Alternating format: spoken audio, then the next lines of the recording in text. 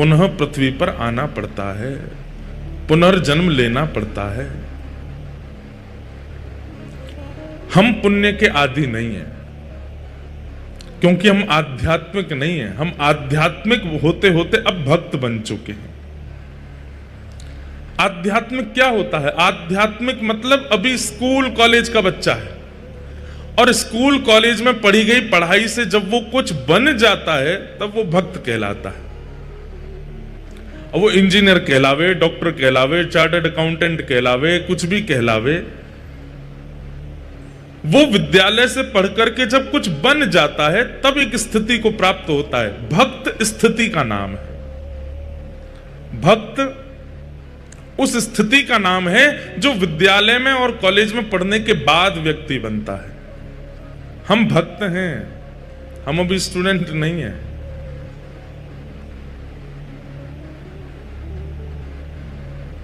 हमें पुण्य की कामना नहीं है,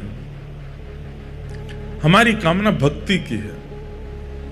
क्योंकि हमें पुण्य प्राप्त करके स्वर्ग की कामना नहीं है, हमें तो भक्ति प्राप्त करके ठाकुर जी के चरणार बिंदों की कामना है। कहे साल बेग हिन जाति रे मुझवन, श्रीरंगा चरण तले। फिर आगे क्या है? गाइए जो जगन्नाथपुरी के बैठे हों। श्रीरंगा चरण तले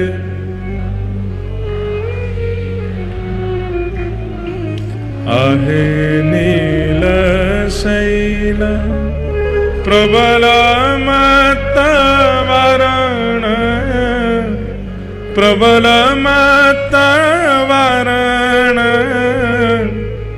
मुआरत नलनी बनकु कर दलन, आहे नील शैल।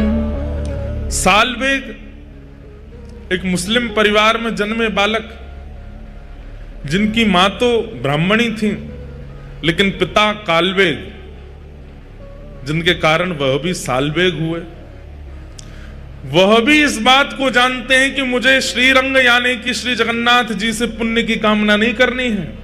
श्रीरंगा चरण तले, और ये चरणों की प्राप्ति आध्यात्मिक व्यक्ति नहीं करता, भक्त व्यक्ति करता है।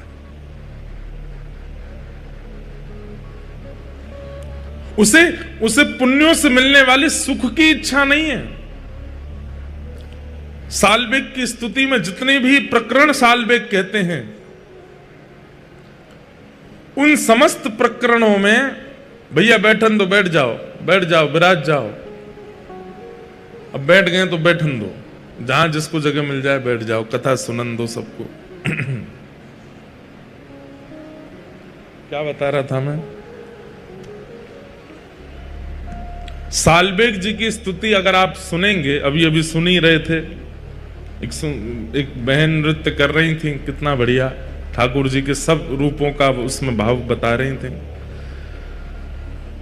हमें यह स्तुति बहुत पहले से ही प्रिय लगती है, और आज भी सालबेग जी की समाधि है। श्री जगन्नाथ मंदिर से जब आप गुंडीचा के लिए प्रस्थान करेंगे, गुंडीचा उसको बड़ दंड कहते हैं, बड़ा रास्ता जहां से रथ यात्रा होती है, वहीं पर ही थोड़ी आगे जाकर के मंदिर से गुंडीचा की ओर सीधे हाथ की तरफ देखते चलोगे तो आपको सालबेग जी की समाधि दिखेगी। आज भी महाप्रभु जगन्नाथ जी का रथ वहां रुकता है और सालबेग जी का स्मरण करते हैं। एक बात तो माननी पड़ेगी आपको, प्रेम निभाना कोई ठाकुर जी से सीखे। भैया 10 साल प्रेम निभा लेते हैं लोग, 50 साल प्रेम निभा लेते हैं लोग, 50 तो कोई नहीं निभा पाता। आज की डेट में ज्यादा से ज्यादा प्रेम का निर्वहन व्यक्ति 25 साल भी कर ले तो बहुत बड़ी बात। उसके बाद तो दोनों सहन करते हैं बस एक दूसरे को, प्रेम निभाते नहीं है। उसके बाद तो केवल सहा जाता है, बस ठीक है अब क्या करें, अब निभाना ही है। बुरा नहीं मानिएगा, कई लोगों का प्रेम होता भी है, लेकिन ठाकुर जी जैसा प्रेम कोई नहीं निर्वाह सकता। श्री जयदेव महाप्रभु को महाकाव्य गीत गोविंद लिखे हुए 1000 वर्ष से ऊपर हो गया है। 1000 वर्ष से ठाकुर जी गीत गोविंद को नित्य लपेट करके सोते हैं। इतना बड़ा प्रेमी कोई होगा संसार में? आज भी जयदेव महाप्रभु के द्वारा प्रस्तुत किया गया गीत गोविंद महाप्रभु जी धारण करते हैं। हम लोग कैसे हैं? हमारा प्रेमी जो प्रेम प्रस्तुत कर रहा है, यदि वो रोज एक जैसा प्रेम प्रस्तुत करे तो कल को हमारे मन में आ जाएगा कि भाई तुम कुछ सीखो। वो लोग देखो वो अपनी पत्नी को क्या क्या नया देते हैं, या उनकी पत्नी देखो रोज अपने पति को नया नया भोजन बनाती है, खिलाती है। हमारा प्रेम 2 मिनट में आकलन करने लगता है कौन श्रेष्ठ कौन अश्रेष्ठ। लेकिन दुनिया के लोग आए, दुनिया के लोग गागा करके चले गए, लेकिन महाप्रभु जगन्नाथ जी को आज भी 1000 वर्ष पुराना गीत गोविंद ही प्रिय है। आज भी उस गीत गोविंद को हृदय से लगाते हैं। आप कोई नया भाव गाओगे तो महाप्रभु जी कहेंगे अच्छा है, मुझे यह भी प्रिय है। साल्विक की स्तुति प्रिय है ठाकुर जी को। बलराम दास नाम के एक सखा हुए जगन्नाथ जी के, वो भी बहुत नए नए पद गाते थे, सब प्रिय है। लेकिन महाप्रभु जगन्नाथ जी गीत गोविंद को हृदय से लगा करके रखते हैं। तुम भले ही कितना भी नया प्रस्तुत करो, पर मुझे आज भी 1000 वर्ष पुराना गीत गोविंद जो कि जयदेव महाप्रभु ने, मुझे बहुत प्रिय है।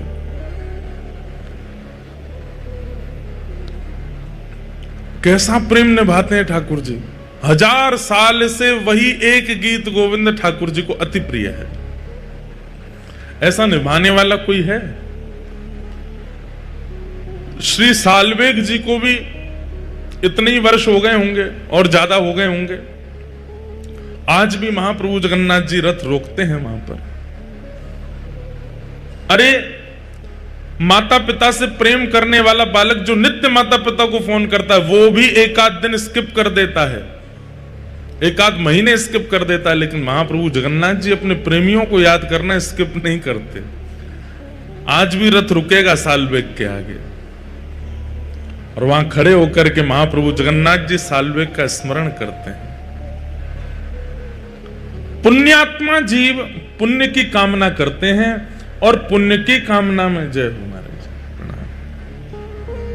हमारे वृंदावन से पूज्य गोस्वामी जी महाराज पधारे हैं, श्री बिहारी जी महाराज की प्रसादी लेकर के पधारे हैं। जय।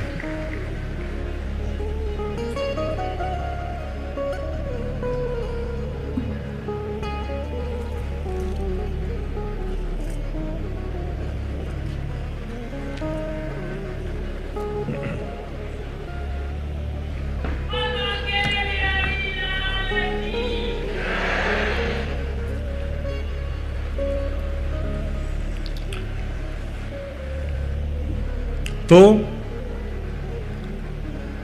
आज भी ठाकुर जी अपने भक्तों का स्मरण करते हैं। पुण्यात्माओं का स्मरण ठाकुर जी नहीं करते। जो पुण्य की कामना से अपना संपूर्ण जीवन और संपूर्ण भक्ति भाव का व्यय करते हैं, ठाकुर जी कहते हैं तुम्हारे पुण्य के बदले तुमको स्वर्ग मिल ही रहा है, तुमको सुख समृद्धि मिल ही रही है, इसमें राजी रहो। लेकिन जो भक्त भक्ति की कामना करते हैं उन्हें पुण्य नहीं मिलता, उन्हें ज्यादा सुख समृद्धि की कामना भी नहीं होती। वो कष्ट में रहकर के ठाकुर जी का नाम भज लेते हैं। श्री नामाचार्य हरिदास ठाकुर, ध्यान से सुनिएगा,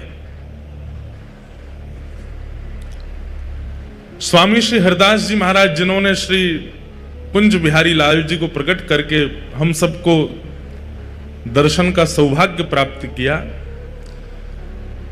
ऐसे ही एक श्री गौड़िया वैष्णव परंपरा के एक आचार्य चरण हुए जिनका नाम था नामाचार्य हरिदास ठाकुर। उनको नाम आचार्य कहा जाता, तो ऐसा नाम गाते थे कि उनका नाम सुनकर के जीव परिवर्तित हो जाते थे।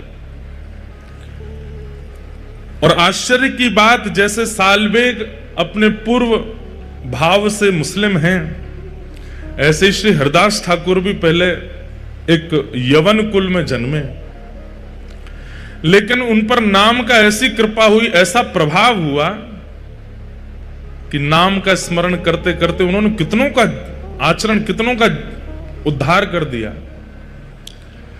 तो उनके विषय में एक कथा आती है कि एक मुस्लिम यवन राजा को पता चला कि हमारे कुल बिरादरी का ये बालक है और ये उनकी भाषा में हम लोगों को काफिर कह देते हैं, जब जिसका अर्थ अच्छा नहीं होता, उनकी भाषा में ये एक प्रकार से अशुभ शब्द है। और वो कहीं ना कहीं हरिनाम जपने वालों को, ठाकुर जी को भजने वालों को और गैर उनकी परंपरा का पालन करने वालों को वो इसी शब्द से बुलाते हैं। तो वो राजा जो था, यवन राजा, उसने कहा कि हमारी कुल बिरादरी का ये बालक और जो यवन होते हुए ये हरिनाम गाता है, काफिरों के भगवान का नाम गाता है। अपनी पूरी सेना से कहा कि उसको कैसे भी परिवर्तित करो। खूब लोभ दिए लेकिन हरिदास ठाकुर ने नाम नहीं छोड़ा। तो फिर राजा ने कहा कि एक काम करो, इनको सूली पर चढ़ा दो। ध्यान से सुनिएगा। तो फिर किसी ने कहा कि सूली पर चढ़ाने पर तो बड़ी आसान मृत्यु हो जाएगी, लटकेगा, मर जाएगा। ऐसे अपने कुल बिरादरी का त्याग करने वाले, काफिर बन जाने वाले को तो बहुत दर्दनाक मृत्यु देनी चाहिए। तो बोले क्या दें? बोले बाजार में घुमा घुमा के, हाथ पैरों में हथकड़ी बेड़ियां बांध के, और लोहे की जो क्या बोलते हैं उसको, जो मारते हैं, क्या बोलते हैं, क्या बोलते हैं,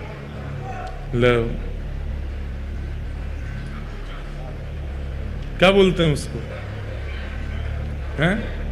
कौड़े। हाँ, कौड़े मारो। हमारे महाराज जी, पंडित जी कह रहे हैं कुर्रा।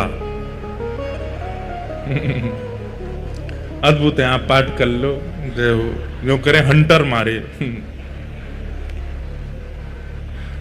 तो कौड़े मारने की आज्ञा दियो। कौड़े भी कैसे? जो कौड़े की जो रस्सी होती उसमें इतनी बड़ी बड़ी कीलें और लगी थी। बोले भरे बाजार में सबको दिखाते हुए, ताकि दहशत बन जाए कि आज के बाद हरिनाम गाने वाला कोई भी दिख गया तो उसकी यही गति की जाएगी।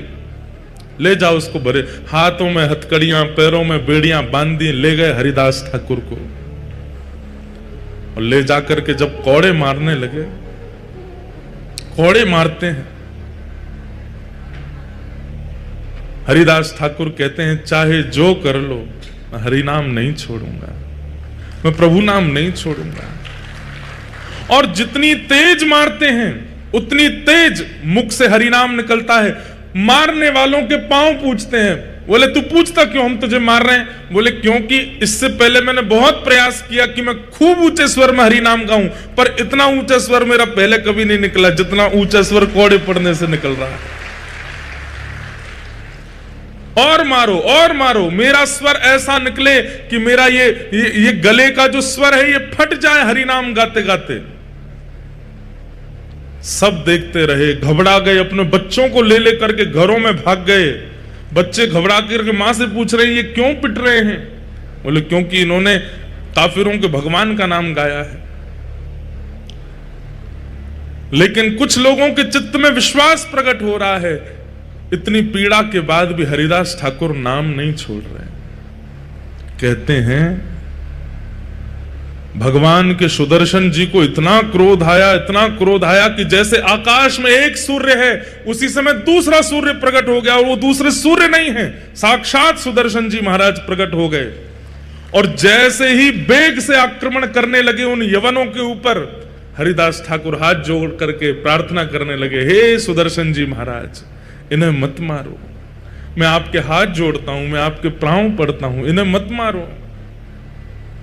सुदर्शन जी बोले ये इतनी पीड़ा दे रहे हैं, हरि भक्त को, हरिनाम गाने वाले को तुम्हारा क्या अपराध है? तुमने इनका धन नहीं चुराया, तुमने इनका कुछ नहीं लिया, तुम केवल हरिनाम अपनी कुटिया में बैठ करके, और ये इतनी पीड़ा दे रहे हैं तुम्हें। सुदर्शन जी महाराज बोले इन्हें जला करके भस्म कर दूंगा, दूर दूर तक दिखाई नहीं देगा कोई भी यवन। हरिदास ठाकुर कहते हैं महाराज ये कलयुग है, ये सतयुग नहीं है, ये त्रेता नहीं है, ये द्वापर नहीं है। सतयुग त्रेता द्वापर में हे सुदर्शन जी महाराज आपने खूब उद्धार किया है, अब उद्धार नहीं, अब तो स्वीकार करना है सबको। मैंने आज तक जितने भी नाम जप किए हैं उन सब नामों का प्रभाव, उन सब नामों का फल इन यवनों को दे दो, जैसे मैं यवन कुल का होकर के आज हरि नाम गा रहा हूं। हे सुदर्शन जी महाराज, आप अपनी कृपा दृष्टि से अगर इनको देख लेंगे तो ये भी हरि नाम गाने लगेंगे। अब उद्धार नहीं करना है, अब तो स्वीकार करना है। कहते हैं इसीलिए महाप्रभु जगन्नाथ जी के बगल में सुदर्शन जी महाराज को आप देखेंगे तो यहां चक्र रूप में सुदर्शन जी नहीं है, जगन्नाथ जी के बगल में एक दंड रूप में, केवल एक डंडे के रूप में सुदर्शन जी महाराज खड़े हैं। वो नुकीली धार, वो उनका वेग स्वरूप, वो उनका आक्रामक स्वरूप क्यों नहीं है जगन्नाथपुरी में? ऊपर नील चक्र विराजमान है, लेकिन महाप्रभु जगन्नाथ जी के बगल में आयुध रूप में, जहां आयुध रूप में चक्र रूप होना चाहिए था, वहां पर डंडे के रूप में खड़े हैं, बिल्कुल नुकीले नहीं हैं। क्यों? क्योंकि ये कलयुग है, यहां उद्धार नहीं, यहां स्वीकार करना है। चाहे कितना भी पापी हो, कितना भी कठोर पाप कर्म करने वाला हो, महाप्रभु जगन्नाथ जी ने आज्ञा दी है सुदर्शन जी को कि यहां मारना नहीं है, यहां पर तारना है, स्वीकार करना है। ऐसे नामाचार्य श्री हरिदास ठाकुर कहते हैं कि एक बार उनके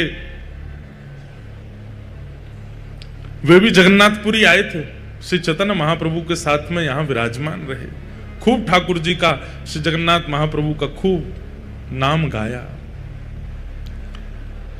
उनके ऊपर कलंक लगाने के लिए, अब ये मारपीट से नहीं नाम छोड़ रहे थे तो फिर दूसरा उपाय अपनाया। क्या उपाय अपनाया?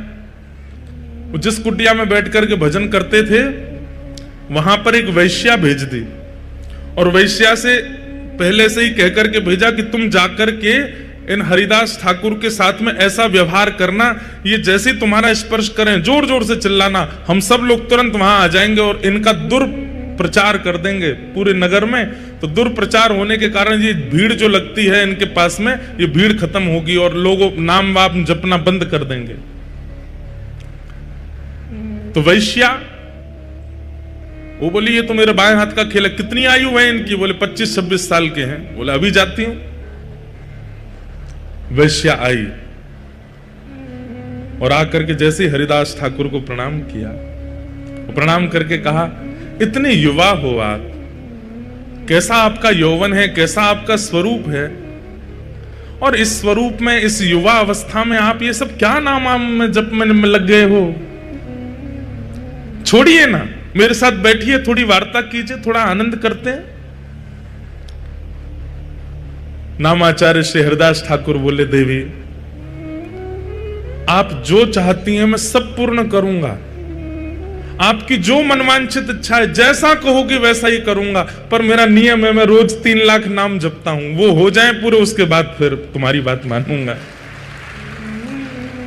अच्छा रोज 3 लाख जपते हो? बोले हाँ। अभी कितने बच्चे हैं? बोले अभी जैसे पूरा होगा मैं बताऊंगा। तुम अच्छा तुम कहां जाओगे? बैठी रहो यहीं पे। उसको भी बैठा लिया और नाम जप में लग गए, हरे कृष्ण कृष्ण कृष्ण हरे हरे, हरे राम राम राम हरे हरे। पूरी शाम निकल गई, पूरी रात निकल गई, आधी रात हो गई, वो वैश्या बैठी बैठी झोंके ले रही थी। हरिदास ठाकुर बोले देवी अभी तो मेरा नाम बहुत रह गया, तुम जाओ थोड़ा आराम कर लो, कल आ जाना। वैश्या बोली हाँ मैं जाती हूँ, मुझे तो नींद आ रही है। चली गई। वो यवन जो थे सब बाहर मिले, क्या हुआ, हम इतनी देर से प्रतीक्षा कर रहे हैं, तुमने आवाज नहीं लगाई। अभी पहला दिन है, थोड़ा परिचय हुआ है, उसने कल फिर बुलाया है मुझे, कल होगा, कल मैं आवाज करूंगी, सब आक्रमण कर देना। वैश्या अगले दिन फिर आ गए, जैसे ही आकर के बैठी, हरिदास ठाकुर नाम जप कर रहे थे, तुरंत आकर के बैठी, अरे अब छोड़िए ना, क्या भजन कर रहे हैं? देवी कल के 3 लाख तो सुबह पूरे हो गए, आज के 3 लाख अभी चल रहे हैं, पहले ये पूरे हो जाएं, इसके बाद मैं तुम्हारी बात सुनूंगा ना। सब लोग इधर देखो, इधर देखो, यहां देखो, हम यहां क्यों बैठे हैं, वो सब व्यवस्था चल रही है, इधर देखो आप लोग, इतनी बढ़िया लीला चल रही है, आप इधर उधर देखने लगते हैं। एक हरिदास ठाकुर हैं, वैश्या सामने बैठी है, वो नाम नहीं छोड़ रहे, यहां झूला आ गया, आप उधर देखने लगते हो, अपने ही व्यवहार पे ताली भी बजा रहे हो। दूसरा दिन हुआ, वैश्य आकर के बैठ गए, छोड़िए ना भजन, क्या कहे? बोले 3 लाख नाम रह गए, थोड़ा सा और कर। हरिदास ठाकुर पता है क्या करते हैं? उसको तो बोल देते हैं कि मेरे 3 लाख नाम रह गए, तू बैठ, और नेत्र बंद करके ठाकुर जी से प्रार्थना करते हैं, मेरे प्रत्येक नाम का फल ये वैश्या का मन परिवर्तित हो जाए, इसके मन में जो भाव, जो व्यवहार, जो विचार हैं, ये आपकी हो जाए नाथ। ये जितना प्रयास मुझे रिझाने में कर रही है, उतना प्रयास आपको रिझाने में करने लगे। हे नाथ, मेरे नाम का पूरा फल इसको मिल जाए। पहले 3 लाख नाम उसके सामने कर लिए, दूसरे दिन के 3 लाख नाम, 6 लाख नाम तो उसने बैठे बैठे सुन लिए। तीसरे दिन फिर बुलाया, बोले कि आज भी बहुत जप हो गया, कल तो निश्चित तुम जो कहोगी वही होगा, कल आ जाना। बंधुओं, मैं एक बात कहता हूं कि कई बार ऐसा होता है कि आध्यात्मिक ऊर्जा जिसकी अति होती है ना, भक्ति रूप में, उस व्यक्ति की उपस्थिति मात्र आपके हृदय को परिवर्तित कर देती है। 6 लाख नाम सुनने के बाद में उस वैश्या की स्थिति ये हो गई कि उसे अपने पूर्व के किए हुए जो पाप नहीं लगते थे, वो पाप लगने लगे। एक बात बहुत ध्यान से सुनिएगा, गुरु आश्रय, वैष्णव आश्रय,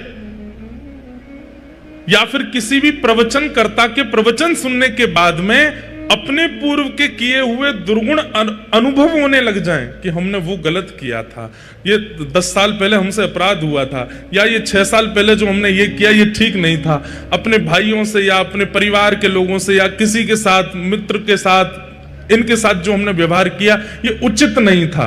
ये मन में भावना प्रकट होने लग जाए तो समझ जाना जिसको आपने प्रणाम किया है उसने आपको कृपा भर के देखा है, तभी आपके दुर्गुण दिख रहे हैं आपको। नहीं तो कई बार लोग अनेक संतों को प्रणाम करते हैं लेकिन फिर भी वैसे के वैसे ढीठ ही रहते हैं, बदलते नहीं। क्यों? इसमें 2 कारण हो सकते हैं, या तो उस आचार्य चरण ने कृपा भर के देखा नहीं, या फिर उसके पाप इतने प्रगाढ़ हो चुके हैं कि वो आचार्य चरणों की दृष्टि से भी धूमिल हो नहीं रहे। हमें ऐसा लगता है कि आचार्य तो कृपा भर के ही देखते हैं, लेकिन उस व्यक्ति की ही इच्छा नहीं होती कि मैं अपने पाप नष्ट करूं। किसी भी महापुरुष को प्रणाम करेंगे और उस प्रणाम के बाद यदि अपने एक अवगुण का भी चिंतन नहीं होता तो आपने प्रणाम नहीं किया है, केवल आडंबर किया है। वो वैश्या 2 दिन से 6 लाख नाम सुन रही है और आज स्थिति ये हुई कि जैसे ही वो रात्रि में बैठी अपने घर जाकर के सोने लगी, उसको नींद नहीं आती है और अपने द्वारा किए गए सारे पापाचार उसको दिखाई देने लगे। ये तन मुझे उपभोग करवाने के लिए मिला, इस तन को मैंने कितना उच्छिष्ट बना दिया, केवल लोक रंजन के लिए इसका श्रृंगार किया, लोक रंजन के लिए खा पिला करके इसको बड़ा किया। अरे इस तन से यदि हरिनाम किया होता, कहां वो श्री हरिदास ठाकुर 2 दिन से मैं रोज प्रयास करती हूं कि वो कैसे भी मुझ पर आकृष्ट हो जाएं, लेकिन ऐसा क्या है उस हरिनाम में कि उसको छोड़ते नहीं है वो। आज तीसरे दिन आकर्षण करने के लिए नहीं गई है, आज तीसरे दिन वो ये देखने गई है ऐसा क्या है हरि नाम में जो मेरे सौंदर्य भी फीका लग रहा है हरिदास ठाकुर को। तीसरे दिन फिर पहुंच गए। हरिदास ठाकुर, अरे देवी आप आ गए? हाँ मुझे पता है आपका 3 लाख नाम रह गया है ना, वही करोगे आप तो। हाँ देवी, और एक और बात, वो क्या, मैं महीने में 1 करोड़ नाम जपता हूं। तो वैश्या बोली 3 लाख के अनुसार तो 90 लाख ही होने चाहिए आपके नाम, ये 1 करोड़ कैसे हो जाते हैं? बोले क्योंकि महीने के विश्राम दिनों में 3 लाख में मैं कुछ बढ़ोतरी करता हूं, थोड़े जोड़ जोड़ के करता हूं ताकि महीने के विश्राम तक 1 करोड़ पूरे हो जाएं। जैसे एक व्यापारी व्यक्ति हर महीने के अंत में कितना प्रॉफिट हुआ गिनाई करता है, ऐसे ही हम नाम निष्ठ जो होते हैं ना, महीने के अंत में पूरे महीने का नाम इकट्ठा देखते हैं कितना जपा। 1 करोड़ अगर नहीं होता तो फिर 2-3 दिन अंतिम दिन के जो होते हैं उसमें हमें ज्यादा मेहनत करनी पड़ती है ताकि 1 करोड़ हो जाए। ये सब बातें वो बैठ करके सुन रही है, कह रही है ऐसा क्या है इस नाम में। हरिदास ठाकुर बोले अच्छा बैठो तुम भी करो। और जैसे ही उसने हरि नाम गाना शुरू किया, नेत्रों से अविरल अश्रुधार गिरने लगे, रोम रोम कंपायमान होने लगा, अपने सारे पाप उसको दृष्टिगोचर होने लगे। अब तो उसे ये चिंता होने लगी कि मेरा उद्धार कैसे होगा। मैं इतनी पाप कर्म कर चुकी हूं, कितने महात्माओं को बर्बाद कर चुकी हूं, कितने लोगों के घर उजाड़ चुकी हूं, अपने इस तन को मैंने कितनों को बेच दिया, अब मेरा उद्धार कैसे होगा। चरण पकड़ लिए हरिदास ठाकुर के, बोले मुझ पर कृपा करो। अब मैं आपसे केवल एक ही कामना करती हूं कि नाथ आप कृपा भर के मुझे देखो ताकि मेरा उद्धार हो। हरिदास ठाकुर कहते हैं व्यक्ति को जब अपने पूर्व के किए गए कर्म उनके प्रति आत्मग्लानि प्रकट हो जाती है और उस आत्मग्लानि के कारण अपने जीवन को परिवर्तन करने की इच्छा प्रकट हो जाती है, व्यक्ति का उद्धार तो तभी हो जाता है। समझ में आई बात। हम अपने अवगुणों को खुद से ही छुपाते हैं, गलत क्रियाएं करने के बाद खुद ही भूल जाते हैं, लेकिन जिस दिन हमें अपने कृत्य का अनुभव होता है और अनुभव करके हम स्वयं ही चिंतन करते हैं कि यह गलत था, वास्तव में मानिए कि उसी दिन ठाकुर जी की कृपा हुई है कि आपके मन में चिंता प्रकट हुई कि यह गलत था, इसका सुधार करना पड़ेगा। चरणों में गिर गई, बोले मुझ पर कृपा करो। हरिदास ठाकुर बोले देवी अब जो मेरी निष्ठा है वो तुम धारण करो, मैं अब कहीं और जाकर के भजन करूंगा। इस कुटिया में मैंने लाखों करोड़ों नाम जप किए हैं, अब तुम इस कुटिया में रहो और यहां रह करके नाम जप करो। हरिदास ठाकुर वो कुटिया, अपने भजन की कुटिया उस वैश्या को दे दी और वहां बैठ करके वो वैश्या ऐसा नाम करने लगी, ऐसा नाम करने लगी, जिस वैश्या का मुख देख करके संत जन मुंह फेर लेते थे और सोचते थे कहीं हमारे पाप नष्ट नहीं हो जाए। आज उसी वैश्या के भक्त बनने पर उनकी कुटिया के बाहर संतों की भीड़ लगती है। क्यों? बोले वो दिन में एक बार बाहर निकल के आती है और जब वो बाहर आती है उसका रूप देखते ही हमें साक्षात जगन्नाथ जी का अनुभव होने लग जाता है। बंधुओं, रूप सुंदर वो नहीं जिसकी सुंदरता देख करके लगे ये कितना सुंदर है, बल्कि रूप सुंदर वो कि जिसकी सुंदरता देख करके नेत्रबंद हो जाए और मन में भाव आए कि ये इतना सुंदर है तो वृंदावन चंद कितने सुंदर होंगे। किसी का स्वर सुनकर के ये ना लगे कितना अच्छा गाता है, उसकी वाणी सुनकर के मन में भाव आने लगे कि ये इतना सुंदर गाता है तो श्री मदन मोहन कितना सुंदर गाते होंगे। किसी का श्रृंगार नृत्य देख करके लगे कितना बढ़िया नृत्य कर रहे हैं, लेकिन उस समय मन में यह भाव आवे कि जब रास क्रीड़ा में श्री ठाकुर जी त्रिभंग लली बन करके आते होंगे, जिनके नृत्य पर सूर्य चंद्रमा भी वारे वारे जाते हैं, उनका नृत्य कितना सुंदर होगा। ऐसी स्थिति बनी। आज वही वैश्या जिसकी सुंदरता काम प्रकट करती थी, आज उसकी सुंदरता भक्ति प्रकट कर रही है। ये भजन का प्रभाव है, ये नाम का प्रभाव है, नाम का प्रभाव। तो हम निवेदन कर रहे थे कि आध्यात्मिक बनना एक बात है, पुण्यात्मा बनना एक बात है और भक्त बनना विशेष बात है। कथा का उद्देश्य, महाप्रसाद सेवन का उद्देश्य आप लोग पुण्य अर्जन करना मत रखो, तीर्थ यात्रा का उद्देश्य, समुद्र स्नान का उद्देश्य, उसके प्रति पुण्य की भावना मत रखो, भक्ति की भावना रखो, भक्ति की इच्छा रखो। अहम भक्त पराधीन, स्वयं भगवान श्री जगन्नाथ कहते हैं कि मैं अपने भक्त के पराधीन हूं, पूरा विश्व मेरे पराधीन है पर मैं अपने भक्त के पराधीन हूं। ऐसे नामनिष्ठ बनिए। आज सुबह प्रभात फेरी का क्रम हुआ, कल से ही क्रम चल रहे हैं। कल संध्या में महाप्रभु जगन्नाथ जी को व्यासपीठ और श्रोताओं की ओर से ध्वजा जी का भाव प्रस्तुत किया। कितना आनंद आया। महाप्रभु जगन्नाथ जी ध्वजा धारण करते हैं। आपको पता है ध्वजा पे सूर्य चंद्र बने हैं महाप्रभु जी के। हमारे जीयर स्वामी मठ वाले पूज्य महाराज जी से एक बार हमने पूछी कि महाराज जी ध्वजा क्यों है और ध्वजा में सूर्य चंद्र क्यों है? तो महाराज जी ने बहुत सुंदर उत्तर दिया कि सूर्य चंद्र भगवान के नेत्र हैं, तो ध्वजा में सूर्य चंद्र विराजमान होकर के ठाकुर जी पूरी तरफ अपनी दृष्टि घुमाते रहते हैं, देखते रहते हैं, कोई कष्ट में तो नहीं, कोई दुखी तो नहीं, कोई पीड़ित तो नहीं। तो श्री ध्वजा जी क्या है? ध्वजा जी में जो सूर्य चंद्र है भगवान के नेत्र हैं, और ठाकुर जी पूरे श्री क्षेत्र को ध्वजा जी से देखते रहते हैं। एक प्रकार से सीसीटीवी कैमरा लग रहा। आप कैमरे की निगरानी में हो, कुछ भी करने से पहले सोच लेना। अच्छा, महाप्रभु जगन्नाथ जी की ध्वजा ऐसी है कि आप श्री क्षेत्र किसी कोने में चले जाओ, वो बात अलग है कि गली मोहल्ला में बिल्डिंग इतनी ऊंची है, लेकिन कहीं भी छत पे खड़े हो जाओ आपको ध्वजा जी दिख जाएंगे। इसका मतलब क्या है? आपको ध्वजा जी नहीं दिख रही है, महाप्रभु जगन्नाथ जी को आप दिख रहे हो। वो सब जगह देखते रहते हैं। तो ध्वजा जी का एक भाव। दूसरा भाव निर्भयता। ध्वजा जब रोहण होती है, जब फहराती है, तो जहां तक वो दिख रही हैं, इसका मतलब वहां तक महाप्रभु जगन्नाथ जी का क्षेत्र है, वहां तक जगन्नाथ जी की छत्र छाया है।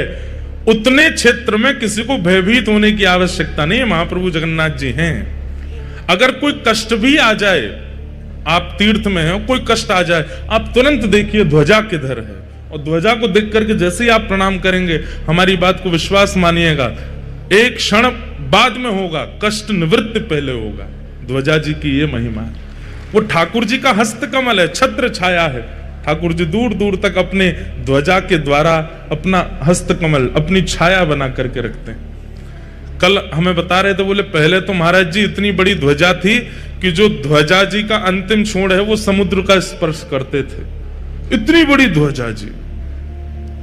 लेकिन फिर कालांतर में यहाँ पर तूफान बहुत आते हैं, आंधी तूफान बहुत आते हैं, फिर क्षतिग्रस्त होने का भाव हो जाता है, फिर नील चक्र पर बहुत भार आ जाता है। और उस काल में भीड़ बहुत कम होती थी, ज्यादा लोग होते नहीं थे। ऐसा कहते हैं कि राजा रानी ध्वजा जी स्पर्श करके समुद्र में गोते लगाते थे, इतनी ऊंची, इतनी लंबी ध्वजा। मैंने कहा बढ़िया है, ध्वजा छोटी हो गई। आज के लोग तो ध्वजा ही पकड़ के भीतर समुद्र में जाते आज तो भीड़ भी इतनी है, तो इसलिए अब फिर ध्वजा जी अब छोटी है, अब 14 हाथ की ध्वजा जी। लेकिन हमारे पूज्य जीएस स्वामी मठ वाले महाराज जी ने एक बड़ी विनोद की बात बताई, बड़े आनंद की बात। बोले लाला, सूर्य तो विराजमान है, लेकिन चंद्रमा क्यों विराजमान है? मैंने क्यों विराजमान है? बोले सूर्य तो प्रकाश के प्रतीक है, तो ध्वजा में सूर्य का होना मतलब प्रकाश का प्रतीक है, लेकिन चंद्रमा क्यों है? आपने कहा आप बताओ। बोले चंद्रमा इसलिए है क्योंकि श्री चंद्रमा जी जगन्नाथ महाप्रभु के साले साहब हैं। कौन है? और महालक्ष्मी मैया बार बार नाराज हो जाती हैं जगन्नाथ जी से।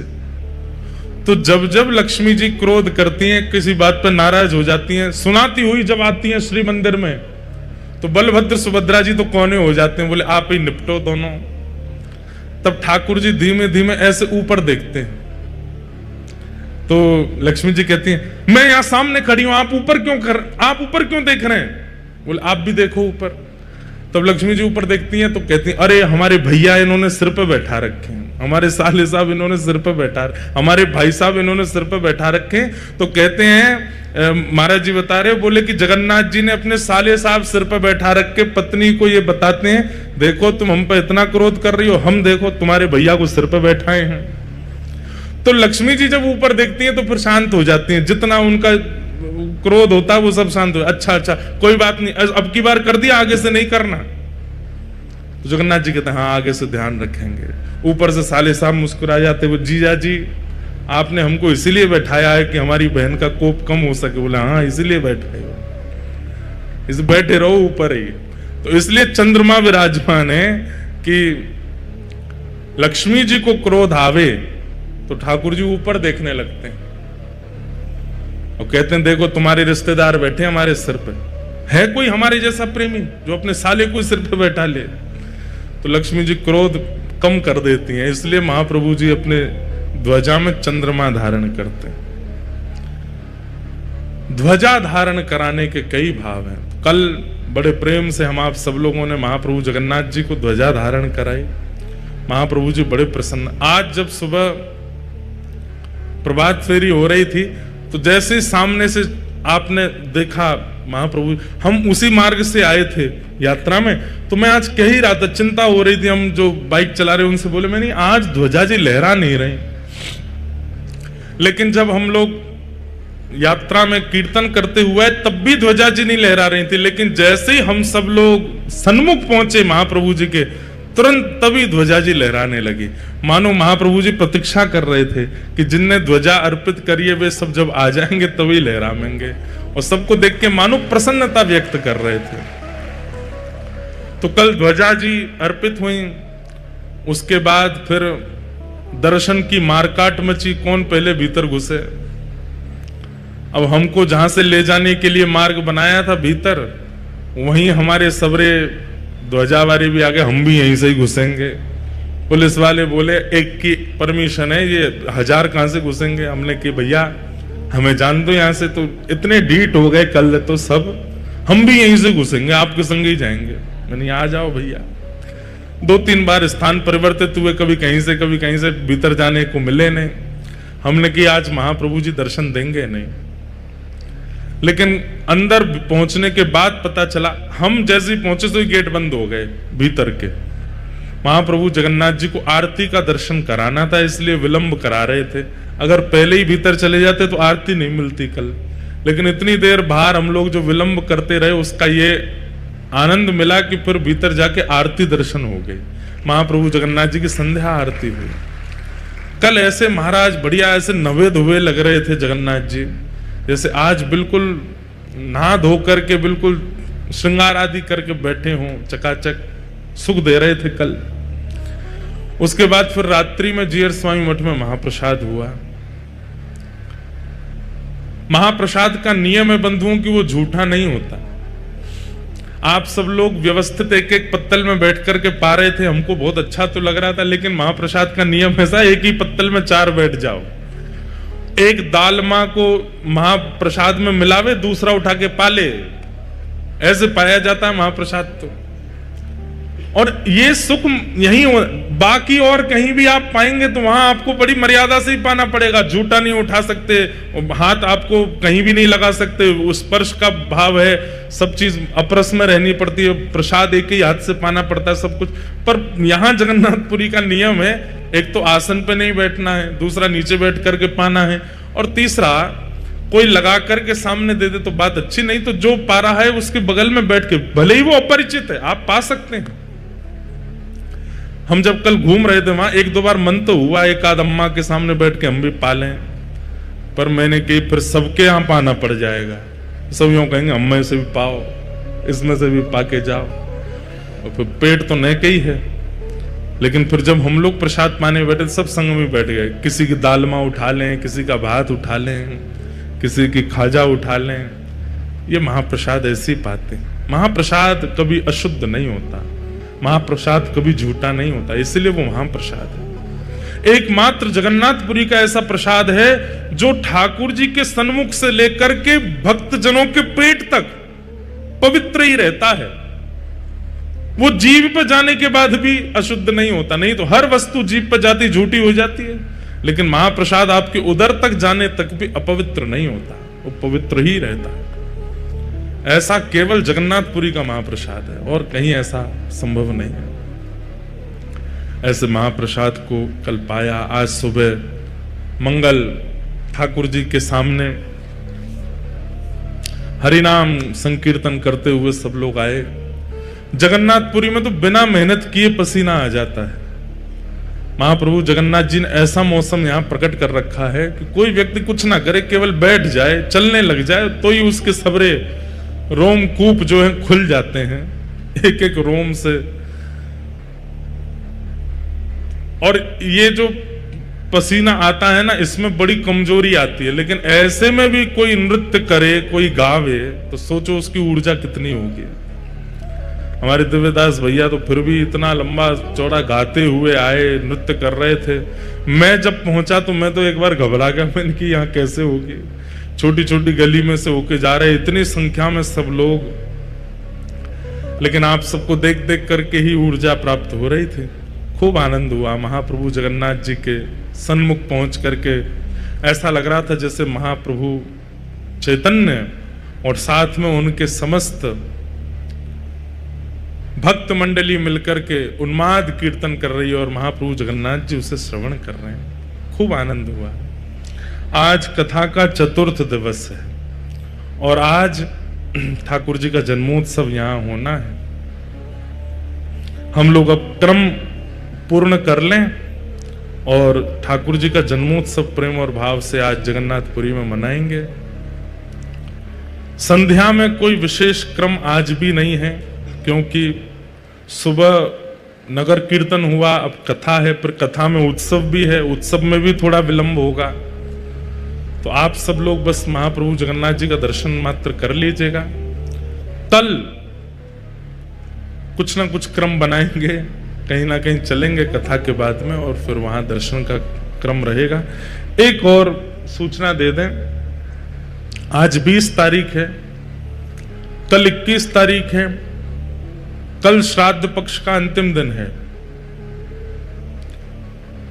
कल बंधुओं निश्चित ही आप सब लोग अपने अपने पूर्वजों का स्मरण करके और श्री महाप्रसाद और दालमा का थोड़ा थोड़ा भाव लेकर के अपने पूर्वजों का स्मरण करके और जैसे पिंड दान करते हैं वैसे ही महाप्रसाद का ही पिंड बना करके श्री जगन्नाथ जी के महोदधि में ही अर्पित कर देना। अपने पितरों का स्मरण करके कल श्री महोदधि स्नान कर लीजिएगा और कल श्री महोदधि सागर में ही पिंड अर्पित कर देना, ब्राह्मणों को दक्षिणा प्रदान कर देना। महाप्रसाद से यदि आपने अपने पितरों का स्मरण करके महोदधि में वह अर्पित कर दिया, आपके पितरों के आज तक जितने आपने श्राद्ध किए समस्त श्राद्धों का फल पूर्ण हो जाएगा। महाप्रसाद अर्पित कर दीजिए, आपके पितृ आनंदित हो जाएंगे, प्रसन्न हो जाएंगे, तृप्त हो जाएंगे, जितने भी पितृ दोष आदि हैं सब निवृत्त हो जाएगा। महाप्रसाद अर्पित कर दीजिएगा। कल विश्राम दिवस है श्राद्ध पक्ष का। कई बार ऐसा होता है कि आप जब रात्रि में सोते हैं तो आपको सर्प दर्शन होते हैं, सांप दिखते हैं। सांप दिखने के दो कारण हमारे वास्तु विशेषज्ञ और जो एस्ट्रोलॉजर होते हैं वो लोग बताते हैं। एक कारण तो ये बताते हैं कि धन प्राप्त होने वाला है, पर अगर पितृपक्ष में सर्प दर्शन होता है तो उसका एक यह भी संकेत माना जाता है कि आप शायद श्राद्ध अच्छे से कर नहीं रहे हैं, इसलिए पितृ आपको संकेत कर रहे हैं कि हमारा श्राद्ध अच्छे से कर दो। तो सर्पों के द्वारा वो यह दिखाते हैं। और भी उसमें कई क्रम है, पर मूलतः हमें यही पता है कि मानो पितृ ये आज्ञा कर रहे हैं कि थोड़ा श्राद्ध अच्छे से कर दो। तो उसके लिए अब तक तो जो हो गया सो कल विश्राम है, तो कल महाप्रसाद को ही लेकर के आप महोदधि समुद्र नारायण भगवान में अर्पित कर देना और यहीं स्नान करके अपने पितरों को प्रणाम कर लीजिएगा। निश्चित ही महाप्रसाद का एक कण जीवितों को कल्याण कर देता है, तो जो मृतक हैं उन पर तो उद्धार कर ही देगा, सबका मंगल में होगा। फिर परसों नवरात्रि प्रारंभ हो रही हैं। 22 तारीख को सुबह कथा होगी और फिर संध्या काल में यहां पर गुरु दीक्षा का क्रम होगा। और कई बालक, कई लोग तो यहां इसीलिए आए कि हमें धाम में दीक्षा चाहिए। दीक्षा हम बहुत दिनों से गुरु पूर्णिमा के बाद दिल्ली में दी थी, उसके बाद तो अभी तक दे नहीं रहे हैं, पर 22 तारीख को यहां दीक्षा का क्रम होगा। जिनके चित्त में प्रगाढ़ इच्छा हो वही दीक्षा लीजिएगा। संध्या काल में दीक्षा का क्रम रखेंगे और जिनकी दीक्षा हो चुकी है वो लोग तो बैठ सकते हैं यहाँ पर जिनकी दीक्षा नहीं है या अन्य संप्रदाय में है वो संध्या काल में नहीं आइएगा। केवल जिनकी दीक्षा होगी वो आएंगे। कल शाम को जिन जिनको दीक्षा लेनी है वे लोग अपना नामांकन करा लीजिएगा। कैसे होगा वो सब आपको पता चल जाएगा। बस नाम अंकित करा के परसों कथा के बाद एक समय दे देंगे, उस समय यहाँ उपस्थित हो जाएंगे महाप्रभु जगन्नाथ जी के चरणों में। और हमारा तो गुरु स्थान भी है, उस भाव से फिर यहाँ 22 तारीख को दीक्षा का क्रम होगा। जिनकी दीक्षा नहीं हुई है, जिनको भावना है, वो यहाँ दीक्षा लीजिएगा।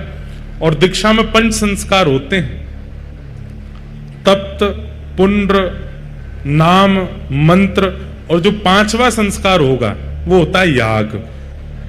तो याग में अपने इष्ट को प्रणाम किया जाता है, ठाकुर जी को प्रणाम करके अपने एक दुर्गुण का त्याग किया जाता है। वह समस्त दुर्गुण त्याग कर दो तो बहुत अच्छा, पर अपने दुर्गुण का त्याग करके ठाकुर जी के सामने शरणागति की जाती है। तो यहां जिन लोगों की दीक्षा होगी उन्हें शरणागति देने के लिए जगन्नाथ मंदिर ही जाना है। दीक्षा लेते ही तुरंत श्री मंदिर जाइए और जाकर के अपने गुरु प्रदत्त नाम को बोल करके महाप्रभु जगन्नाथ जी के सामने याग करना है। कैसे करना